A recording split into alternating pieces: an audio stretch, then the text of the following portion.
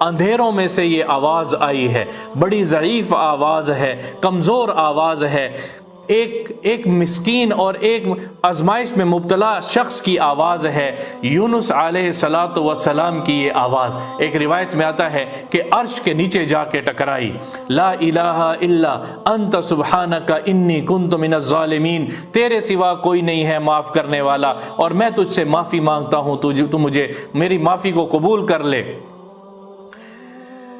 عرش کے نیچے جا کے یہ ٹکرائی ہے تو فرشتوں نے کہا اللہ سے، یا اللہ کوئی مانوس آواز لگتی ہے، کوئی جانی پہچانی ضعیف سی آواز ہے، کمزور آواز ہے۔ تو میرے رب نے فرشتوں سے پوچھا کہ فرشتوں اس آواز کو پہچانا نہیں ہے؟ یہ یونس علیہ السلام میرے بندے میرے نبی کی آواز ہے۔